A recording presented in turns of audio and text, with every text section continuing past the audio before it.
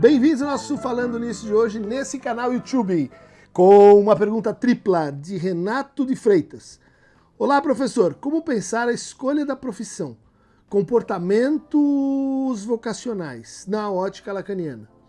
Mais do que isso, você acha que seria possível pensar o campo da orientação profissional, da orientação vocacional, produzindo teorias e métodos práticos a partir da teoria lacaniana? Não sei, talvez. Um abraço caloroso. Cleonice Franco, querida Cleo. Olá, Christian. O que a psicanálise tem a dizer sobre dois aspectos importantes do sujeito na construção da sua identidade profissional? Como acontecem as identificações profissionais, se é que funciona pela via da identificação. E 2, uma pergunta sutil, mas de extremo valor. O que você quer ser quando crescer? O que você quer ser quando crescer? Alguns poucos podem escolher, mas a grande maioria não. De fato, só 17% das pessoas no mundo trabalham com aquilo que puderam escolher e, bom, gostam daquilo que escolheram. Mas a grande maioria não. Que laço existe entre desejo de ser e possibilidade de conseguir? Abraços, Cleo. Abraço, Cleo. Carolina Inácio. Dunker, há uma idade limite para começar a carreira de psicólogo, de psicanalista? Estou pensando em mudar de área. O problema da mudança de área é cada vez mais comum. E cursar psicologia. Eu tenho 29 anos. Acha que vai ser difícil me inserir no mercado de trabalho? Bom, perguntas de uma galáxia distante. Para isso, chamei aqui no nosso Falando Nisso de hoje,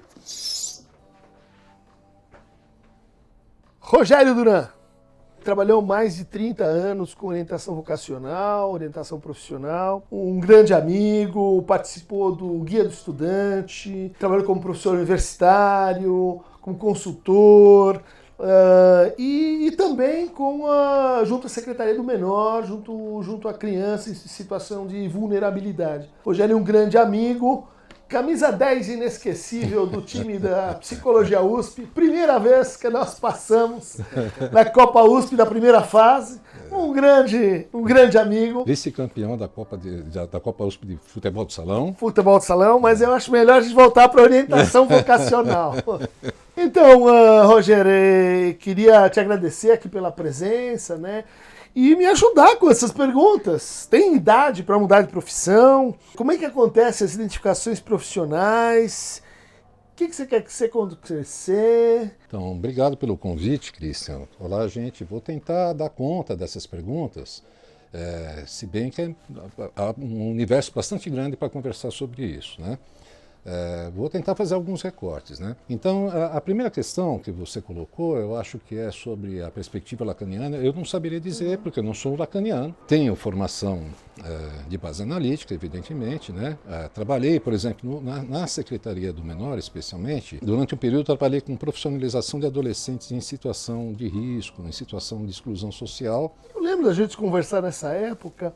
E você me dizer uma coisa assim, nas populações mais empobrecidas, a própria ideia de uma escolha, de uma pesquisa sobre a sua vocação era uma ideia um pouco assim distante. Então, eu acho que eu vou separar essa tua questão em duas, né? Uma das questões eu acho que é fundamental discutir sobre a questão da ideia de vocação, que ela está sempre presente no termo orientação vocacional, isso é clássico nessa área, né? Há uma crítica em utilizar o termo vocação, obviamente, porque vocação traduziria uma ideia de algo inato, imanente ao sujeito, né? Que existe uma vocação que o sujeito tem que descobrir dentro de si, né?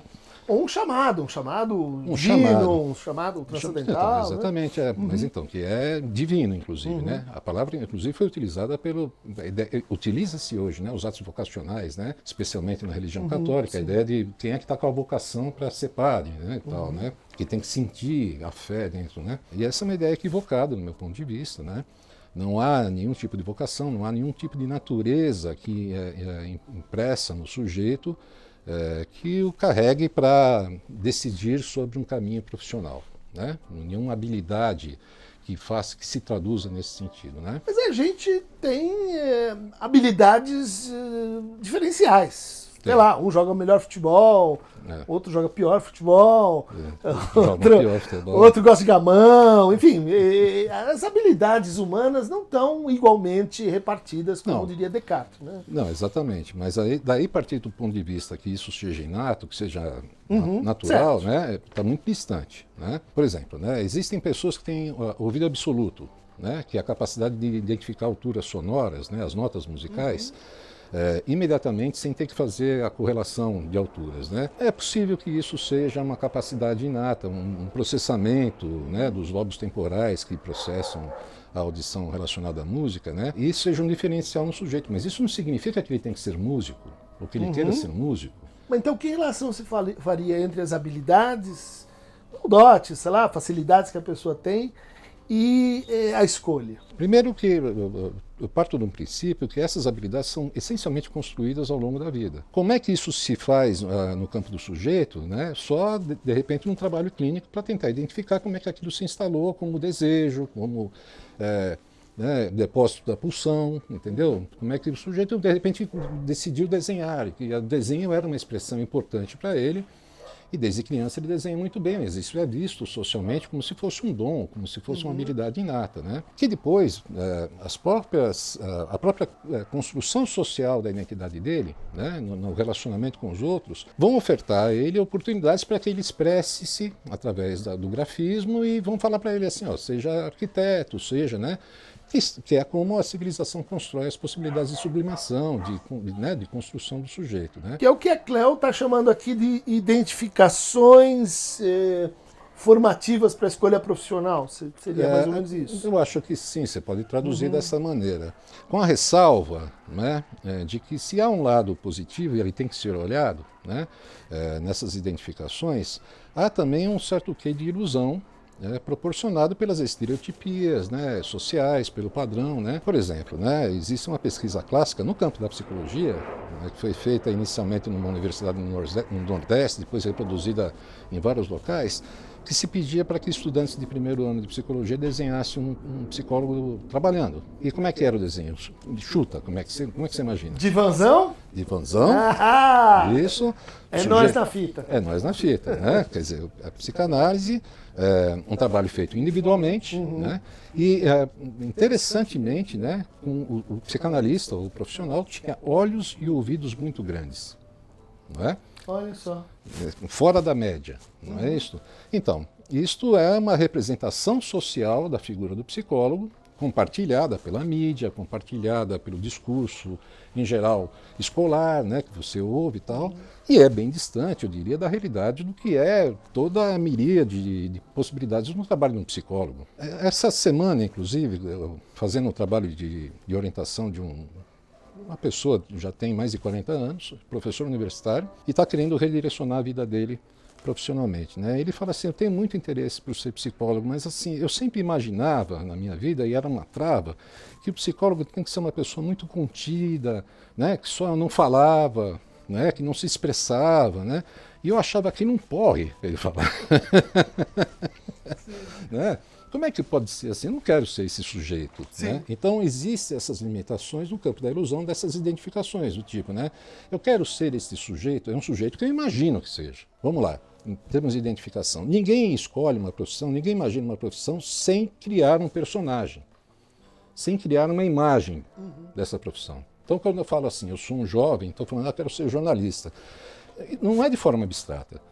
De alguma maneira, ele se pensa sentado, por exemplo, numa bancada, produzindo textos, ou sendo repórter, ou sendo âncora de TV. Ou tendo aquelas figuras icônicas, né? Um jornalista que ele conhece. Isso é óbvio, né? E ele não conhece a realidade, como é efetivamente, nem poderia conhecer, não tem como, né? Ninguém sabe o gosto de uma coisa antes de experimentar aquela coisa, né? Mas o fato é que, muitas vezes, as escolhas são feitas de uma maneira muito limitada, que a gente chama de horizonte de escolha, que não é um termo meu, né? É um termo que vem da filosofia, inclusive, né? Do horizonte que você vislumbra. Então, esse horizonte é que tem que ser ampliado, tem que ser adensado e que tem que trazer tudo que faz parte do campo da escolha profissional. A primeira coisa que a gente tem que pensar é assim, ninguém está falando de uma escolha amorosa. Não é se eu vou amar uma pessoa, ficar com ela ou não. Estou falando de trabalho.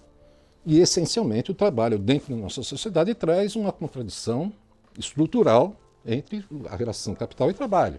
Entre a possibilidade efetiva de você realizar concretamente um projeto idealizado teu, né, de ser um profissional de um certo jeito, e a maneira como você encontra possibilidades que a sociedade pode oferecer em termos da remuneração, em termos da capacitação que você possa atingir. E da sua própria condição de classe, os meios que você tem para se tornar excelente naquela profissão. Que é a questão das camadas socialmente dos mais pobres, né? Como é que eles escolhem? Efetivamente, exato, não é que eles não têm uma ideia de vocação, mas quando eles imaginam uma profissão, eles imaginam dentro do universo que eles enxergam. Por isso. Né? Então é assim, jogador de futebol, muita gente, eu me lembro, isso era recorrente, né? Depois eu fiz outros trabalhos ligados a ONGs, né? Era assim, radiologia, trabalho técnico, ele conhece, tem um vizinho, um tio, tal, e o cara assim, o cara conseguiu comprar um carro, entendeu? Ele conseguiu construir um cômodo mais atrás para instalar o casal dos filhos que casaram, né? Com aquela remuneração. Então isso era assim, né? Mas é claro que é muito distante para eles imaginar aquelas profissões que são mais valorizadas do ponto de vista socialmente, né? Do ponto de vista de ganhos, talvez. De ganhos, mas não é de prestígio. Prestígio, né? tá. Quer dizer, você fala assim de ganhos. Um advogado ganha bem? Depende qual. Depende qual. Nós temos no Brasil 200 milhões, mais ou menos, 200 e poucos milhões de habitantes. Né? De advogados com carteira, né, temos mais de 1 milhão. Quantos efetivamente estão naquela banca, né, na Avenida Paulista, numa avenida central, que é todo madeirado, com um monte de livros, né, todos bonitos, com causas de 1 milhão, 2 milhões, né, e quantos estão na periferia tentando acertar um direito trabalhista, um funcionário que é mal remunerado, que mal sobrevive com aquilo. Vindo para cá hoje, né, eu sou um sujeito muito perguntador, eu sou um cara chato, porque minha vida toda foi trabalhando com isso. Peguei um motorista de aplicativo, né, e vim conversando, falei, você está há muito tempo? Não, já estou mais ou menos há uns 4 ou 5 anos. E viemos conversando, entramos no assunto de universidade, né? Falei para ele, não, eu fui professor lá, sua esposa, onde ela trabalha, eu dei aula numa universidade ali do lado, estamos batendo papo. Tal. Eu falei, e você fez universidade? Ele falou, não, eu sou formado por tal universidade, sou advogado. Eu falei, é mesmo? Né? E aí, como é que é? Não, eu tentei. Fiquei uns 2, 3 anos assim, mas não dava, estava muito difícil, tentei de tudo. E aí eu migrei aqui para aplicativo, né? E eu falei, você pensa voltar? Eu não sei. Então, não é uma realidade assim. Então, muitas vezes aquilo que é super prestigiado socialmente, ou já foi muito mais, né? Os nossos pais, com certeza, adorariam ter a famosa tríade de filhos, né? Um advogado, um engenheiro e um médico. Se tivesse isso, estava realizado, né? Os pais estavam realizados. Já não é tão assim, essa situação, né? A primeira coisa que você tem que trabalhar é justamente essa alimentação financeira e o acesso à informação e o acesso à formação. Mas eu ia te perguntar, você trabalha, tem um método, como é que funciona? Né? Dizendo assim, de uma forma sintética, né? Para o pessoal aqui falando nisso, ter uma ideia de como que funciona um processo de orientação profissional. É diferente de uma análise, enfim, tem um tempo mais ou menos limitado. Tá. Como é que é o processo? Bom, primeiro que tem um tempo limitado, né? É um processo programado, ele é focado na escolha profissional, ele pode ter eventualmente um efeito terapêutico, né? Ele tem também a possibilidade de você fazer uma leitura e uma intervenção que não seja simplesmente objetiva, né? Como fazem, por exemplo, como se faz às vezes nas escolas, né? De informação profissional, apresenta para o sujeito aquelas opções e ele vai, essa aqui eu gostei e fico aqui, né? Ele trabalha sempre muito mais no âmbito egóico, não é isso? Então, tentando compreender o funcionamento, discriminação, identificação, etc., né? Então não se vai, assim, se resgata a história individual, não tenha dúvida, mas tudo aquilo que possa fazer referência ou que possa estar presente no processo mesmo de escolha. Mas então, Roger, fala de como é que é assim que acontece quando o candidato chega, chama candidato, cliente, paciente... Orientando. Quando ele chega, qual que é assim, o procedimento para a gente ter uma visão do processo? Tá, né? então. Dura quanto? Você tem perspectivas que são mais de âmbito mesmo psicanalítico mesmo, que o pessoal que é muito mais livre, que envolve muito menos informação em geral. A perspectiva com a qual eu trabalho, né, trabalho já há muito tempo, ela é baseada em 3 eixos. Né? Um é um eixo de investigação sobre o sujeito, né? Que se faz, por exemplo, com o resgate da história, se faz com instrumentos que não são testes, mas que se faz com instrumentos que são, de alguma maneira, o sujeito pode se colocar, são instrumentos projetivos, não são testes projetivos. Mas exercícios, situações são simulações. Técnicas, assim. Simulações, e que a gente vai discutindo o tempo todo. Tá. Né? Você tem um segundo eixo, que é um eixo da colocação da questão da escolha dentro da realidade no mundo do trabalho.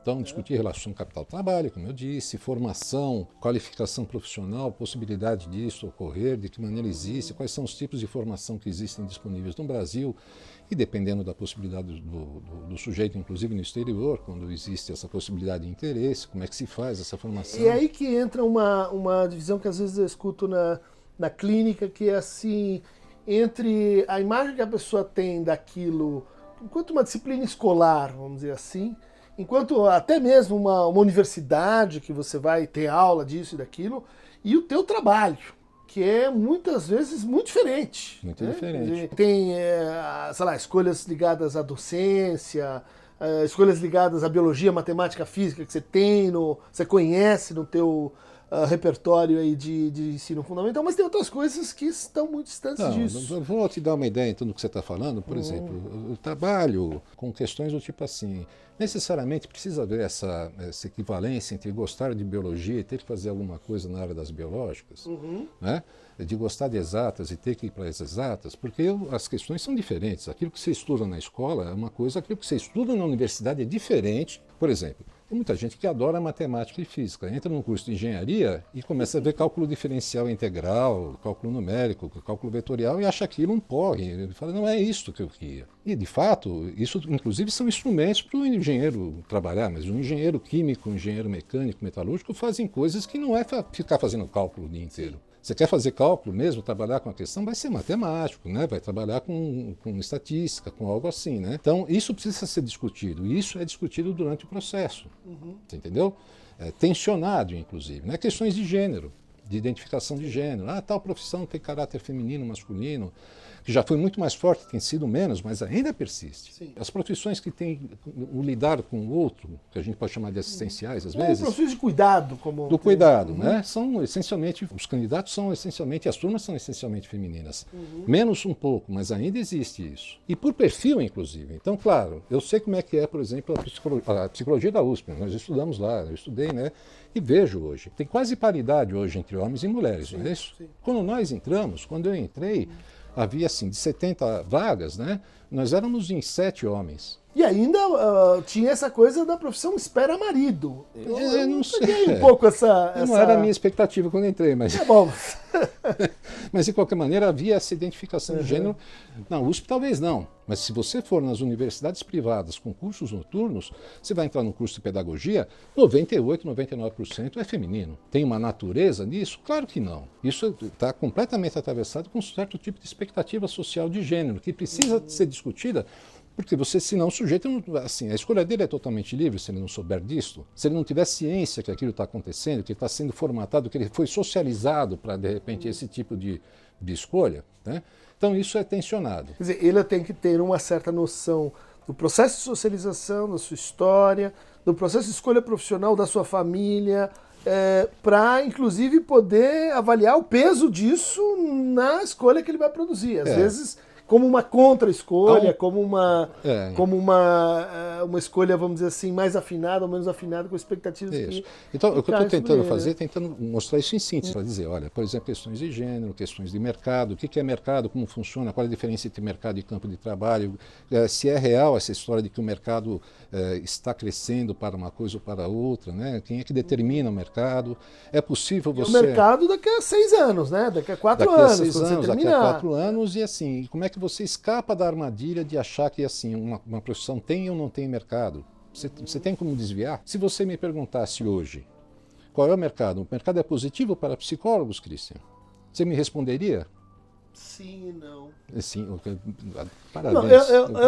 Não, mas eu iria fazer uma observação que é o número de candidatos para o curso de psicologia vem crescendo de forma assustadora. Isso. Hoje é a segunda ou terceira mais concorrida carreira. A nota de corte subiu assustadoramente. Há uma penetração maior da psicologia na sociedade. A gente é chamado com mais frequência para ocupar espaço em lugares, debates públicos. Há um interesse de adolescentes, quando a gente vai na escola falar, eu diria que há um aumento de interesse pela psicologia. Isso se traduz necessariamente em vagas, em possibilidade de funcional, da pessoa trabalhar com isso? O volume de profissionais que se formam todo ano? Talvez não, mas há uma comporta se abrindo que são as terapias online, que parece que vão aumentar, redimensionar completamente o, vamos chamar assim, mercado, porque você tem pacientes na Ucrânia, Alemanha, Polônia, pacientes dentro do Brasil que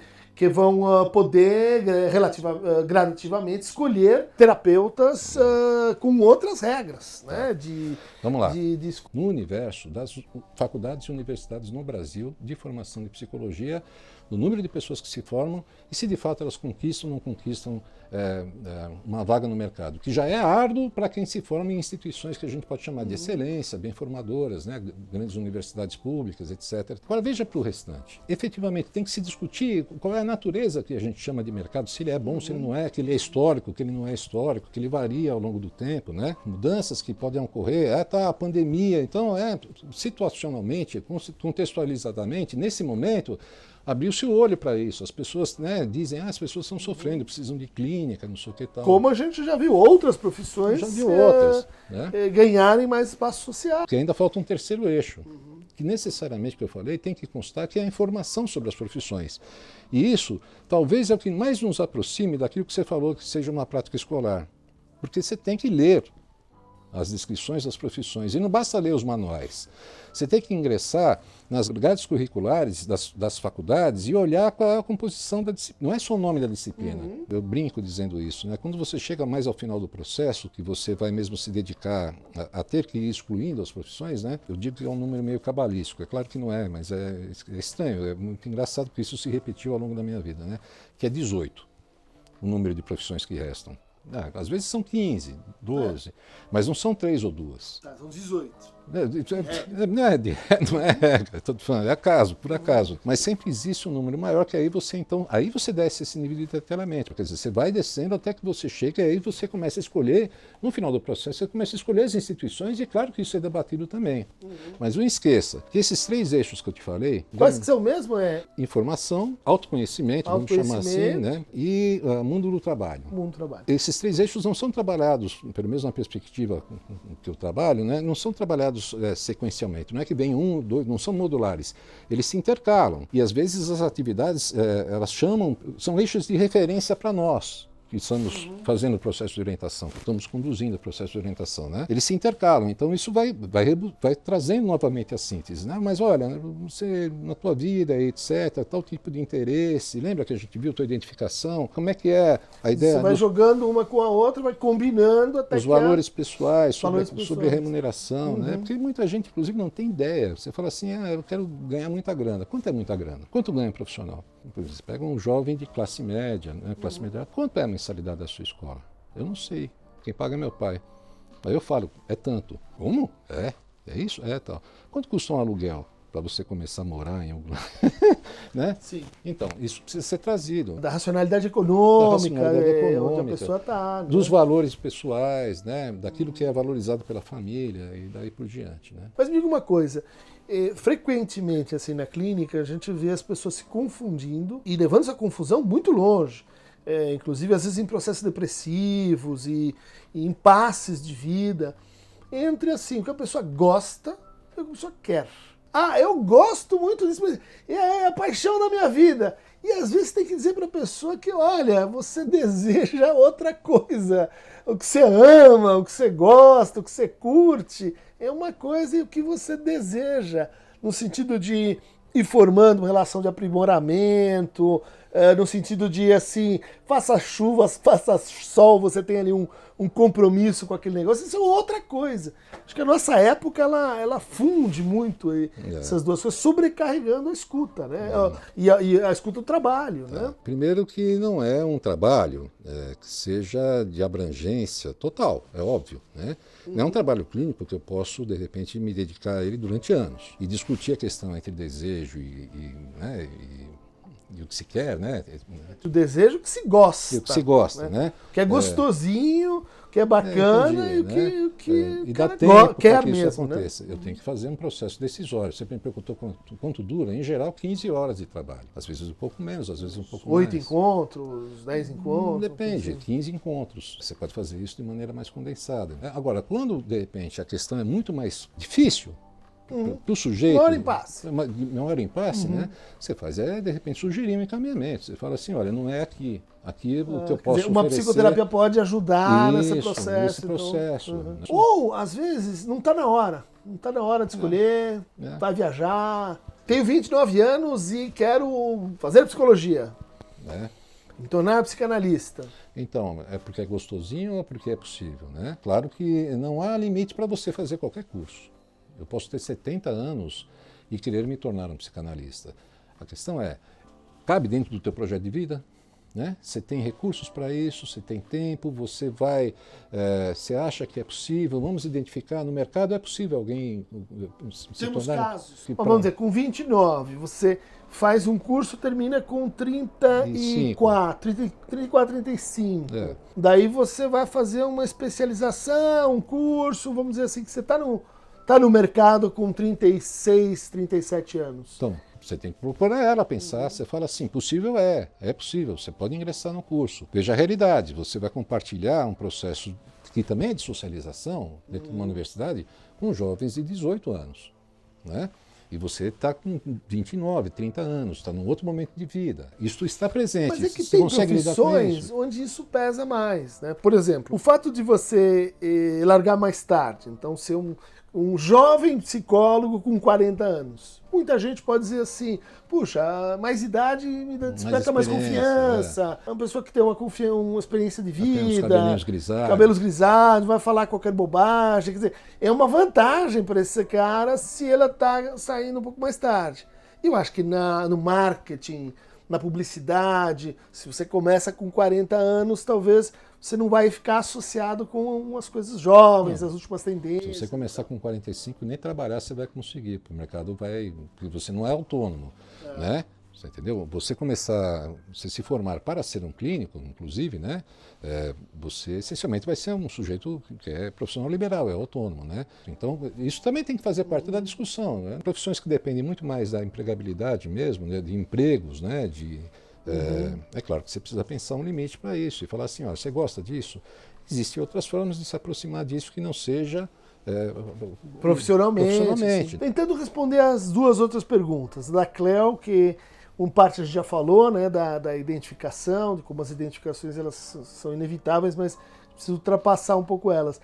Mas eu acho que ela fez uma pergunta interessante, que é assim, o que você quer ser quando crescer? No sentido de que sim, essa é uma resposta que as crianças dão, quero ser bombeiro, mas é uma pergunta maior, né? Quer dizer, o que significa a profissão dentro de quem você quer ser? Aí é que tem a ideia da imagem que você constrói para si. Você, na verdade, quando você escolhe uma profissão, você não está escolhendo o que você vai fazer, é quem você vai ser.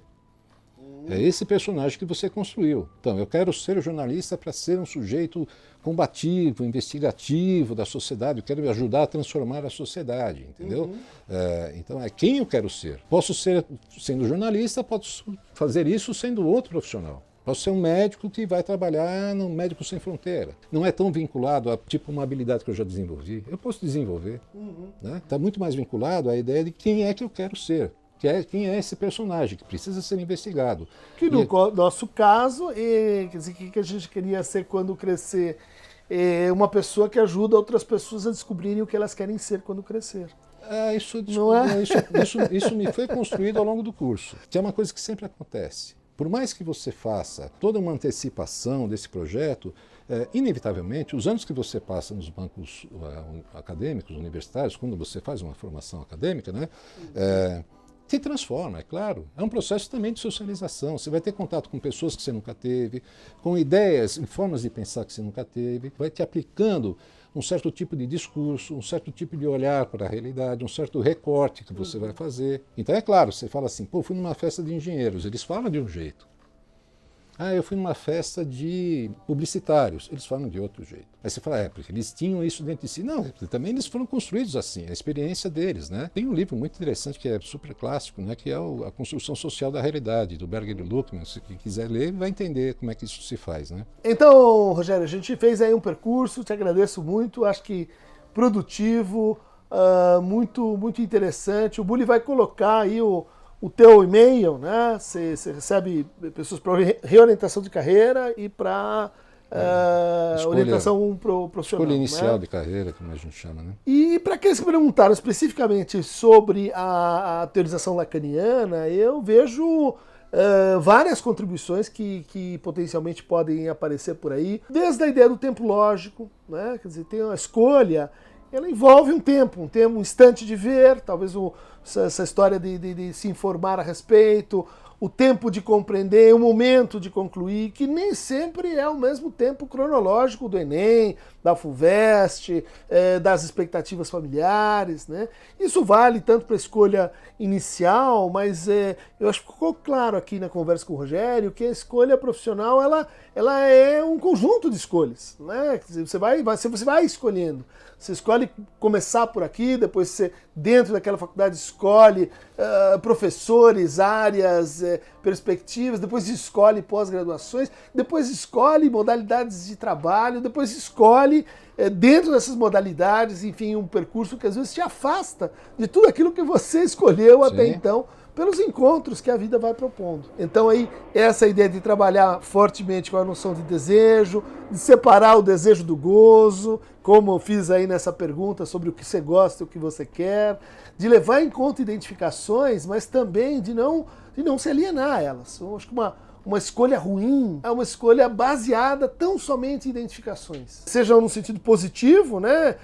Tem que repetir esse padrão que está na minha família, seja em identificações inversas, né? Não vou ser isso porque meu pai é, não vou trabalhar nessa empresa porque é da família, não vou fazer isso porque esperam que eu faça, né? Muito difícil a gente superar esse plano das identificações.